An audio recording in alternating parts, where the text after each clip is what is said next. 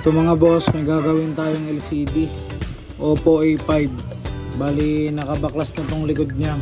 Ito, madali lang naman baklas yung likod niya. Ito kumbaga pag ganyan, andito yung fingerprint. Ang gagawin mo is gaganyan mo para di ka mahirapan. Tapos ang next step mo is tanggalin mo yung fingerprint muna. Yun yung muna mong tanggalin. Pwede mo siyang sikwatin pero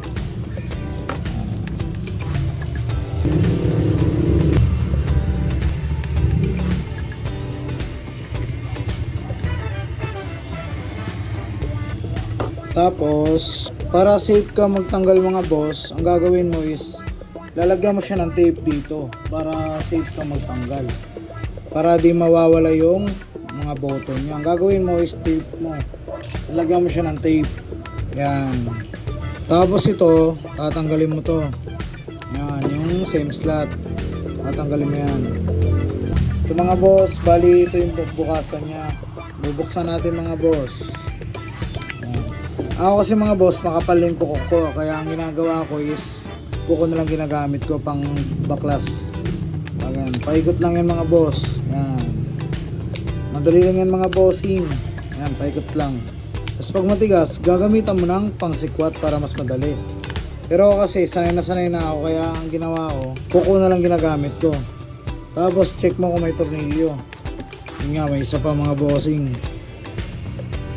Yan, pag natanggal mo na boss, tatanggalin mo na lang yan ng dahan-dahan. Kung baguhan ka pa is, tatanggalin mo siya ng dahan-dahan. Tapos, safety mo yan dyan. Tapos, ang unang tanggalin mo is yung battery. Tatanggalin mo yan para hindi siya mag-short. Ito mga boss is, lobo na yung battery pero goods pa rin yan. Kasi yung papalitan natin dito is yung pinaka-LCD lang naman.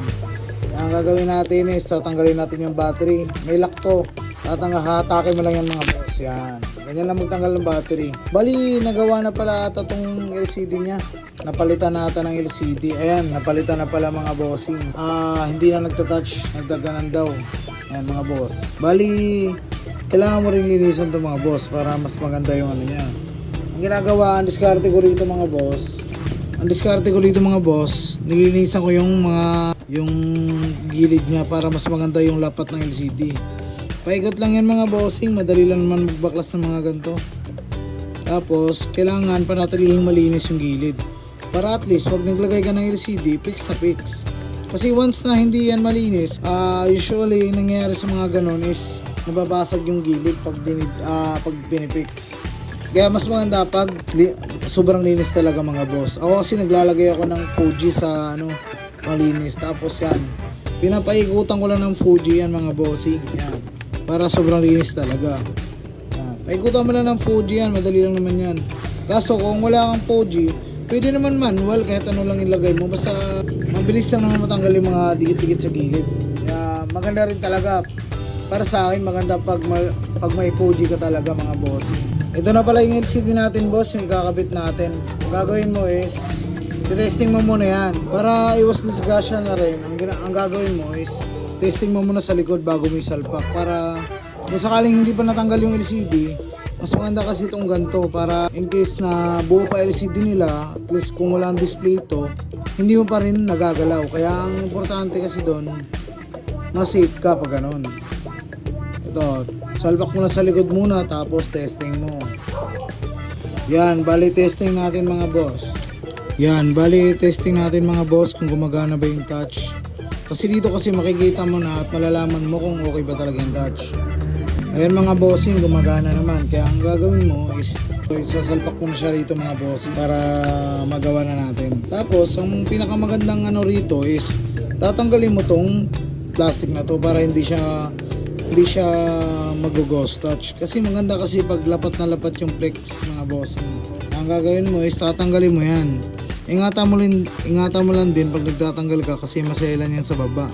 Dahan-dahan lang mga bossing. Yan, pag tinanggal mo na, ipipix mo na yan para maganda yung pagkalapat niya. Yan. Yan mga bossing, maganda na yan. Tapos kung may plastic rito, tatanggalin mo na yan para malinaw. Ito kasi kulay blue.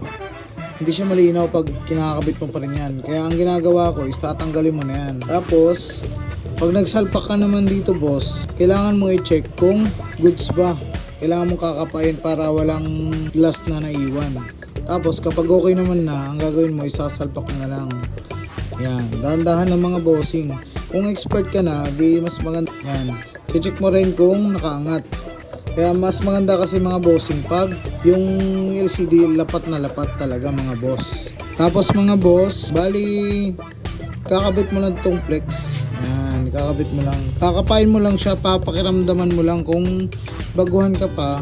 Malalaman mo rin to mga boss pag matry mo na siya. Tapos, ang tricks ko rito pala sa mga kakabit ako ng battery, ginaganto ko siya para mas maganda. Pero hindi kasi siya recommended eh.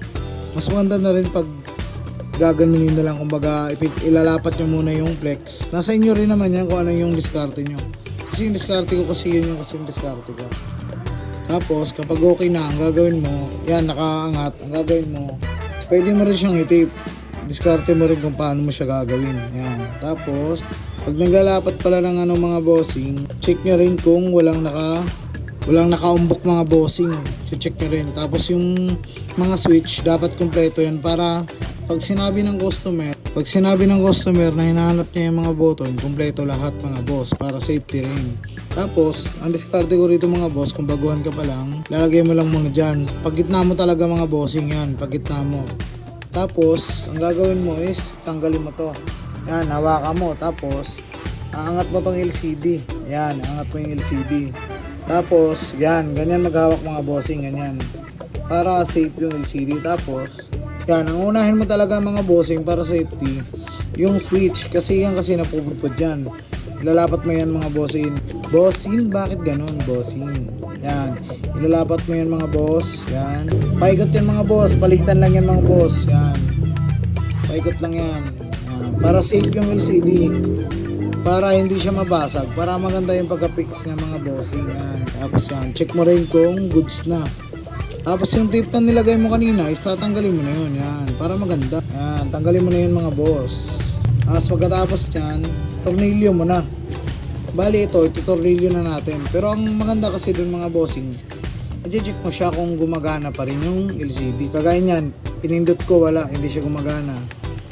I-check natin yung, lalagyan natin ng tornilyo sa bandang switch. Yan mga boss. Lagyan natin isang tornilyo. Tapos, paganahin natin ulit. Wala pa din siya mga bossing, kaya ang baka possible na ito is lobat. Kaya cha-charge natin mga boss. Yan, salpakan natin ang charger. Yun, lobat nga mga bossing. Bali yung Oppo A5 pala is same lang po siya ng Realme C3. Madami po kasing kaparehas yung Realme C3. Yan mga bossing, open na natin mga boss para ma-check natin. Pero ako kasi usually, pag na-lock ko na siya, direkta tornilyo ko na lang. Pero kung gusto mo nang sigurado talaga yung gawa, i-check mo siya para at least hindi ka na paulit-ulit. Ako kasi ginagawa ko is nilalak ko na agad mga boss para direktahan na lang.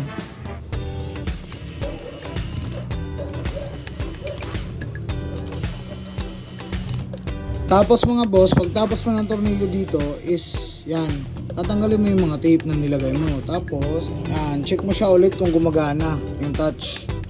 Yan mga bossing, gumagana yung touch. Yan, gumagana siya mga bossing. Tapos, ang gagawin mo is ikakabit mo na yung fingerprint. Kasi ito mga boss, may warranty pa kasi yung LCD natin mga bossing. Kaya ang ginawa ko, temporary tape lang muna. Pero kung sa inyo, pwede nyo naman dikit pag okay na yung LCD. Yan, tapos mga bossing, ito pala diskarte ko sa paglagay ng fingerprint. Yan, nahawakan ko rito. Tapos yung isa naman, ididiin ko. Para hindi ka mahirapan. Yan. Baga yan, ipantay mo lang tapos ididiin mo. Kakapain mo lang siya, papakiramdaman mo kung sakto ba dun sa mismong connector ng fingerprint. Tapos ito, lagay mo siya. Ito pala is lock ng fingerprint. Yan, nilock na natin mga boss. Yan. Bali ito, tapos na pala mga bossing. Yan, lock mo yan. Tapos pag mag-lock ka, siguraduhin mong pantay na pantay yung gilid, tsaka harap likod dapat pantay na pantay yan mga boss. Para safe na safe talaga. Tapos check mo ulit. Yan, okay naman. Ang gagawin mo is tape. Pag sa tape pala mga boss, diskarte mo na yan. Basta ang importante doon, dapat malinis yung gawa mo. kahit matagal yung gawa, at least malinis, di ba? Mas maganda kasi yung ganun, boss. Check mo talaga na hindi siya nakaangat para mas maganda yung pagkalapat ng LCD. Dito lang mga bossing, bali, salamat sa panonood. Kung gusto mo pa ng ibang model at tutorial mga boss, disassembly, kahit iPhone mga boss, comment ka lang boss, tsaka follow mo na rin ako. Disclaimer lang po mga bossing ha, para lang to sa mga bagawan, sa mga expert na dyan, sa mga tropa natin gang, technician. Shoutout sa inyo lahat mga bossing, at